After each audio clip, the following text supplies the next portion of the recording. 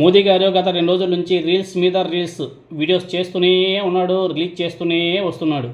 లక్షలాది మంది విద్యార్థులు రాత్రింబవళ్లలో తేడా లేకుండా ఇంట్లో అమ్మా నాన్నల కలలు నెరవేర్చడం కోసం కష్టపడి చదివి పరీక్షలు రాశారు. కానీ అధికారుల అసమర్థత, మంత్రి చేతగానితనం వల్ల చివరకు ఆ పరీక్షా పేపర్లో జిరాక్స్ సెంటర్లో అమ్మకానికి పెట్టారనే విషయం తెలిసి తమ భవిష్యత్తు కళ్ళ ముందే కూలిపోవడంతో ఎంతోమంది పిల్లలు ప్రాణాలు కోల్పోయారు.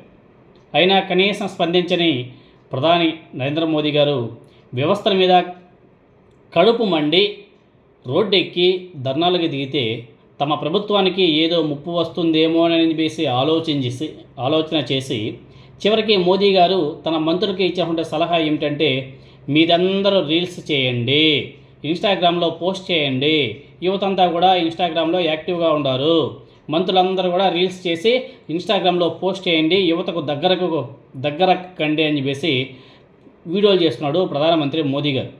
నెల రోజుల పాటు విద్యార్థులు ఢిల్లీ వీధుల్లో కూర్చొని ధర్నాలు చేస్తూ ఉన్నా చలించని మోదీ గారు పార్లమెంటు ముట్టడికి విద్యార్థులు పిలుపునివ్వడంతో వారికి పాపం భయం పుట్టుకొచ్చేట్టుగా ఉంది.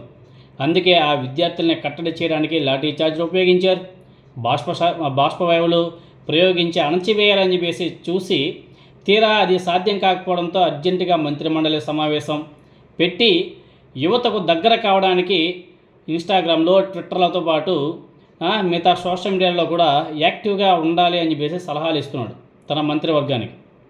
నీట్ పరీక్షలు నిర్వహించే ఎన్టీఏలో పనిచేసే 43 మంది ఉన్నతాధికారులని సస్పెండ్ చేశారు. కానీ ఆ శాఖ మంత్రి గారిని ఎందుకు తప్పించలేకపోతున్నాడో మోదీ గారు అర్థం కావడం. అధికారులు ఒక్కరే తప్పు చేశారా?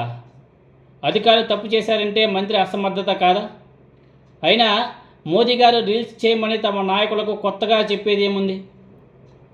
ఒక మంత్రి గారు విమాన ప్రమాదంలో 100 మంది ప్రయాణికులు చనిపోతే సినిమా పాటను బ్యాక్గ్రౌండ్లో పెట్టుకొని రీల్స్ చేయలేదా? అది ఎప్పటి నుంచో వస్తుంది కదా. ఆయనకు కనీసం ఇంతమంది చనిపోయిన స్పృహ కూడా లేకుండా సినిమా పాటలు పెట్టి రీల్స్ చేయడం ఎంతవరకు సమంజసం? దేశమంతా విమర్శించింది కదా. అలా విమర్శించడంతో నంగనాచి కబుర్లు చెప్పలేదా మళ్ళీ?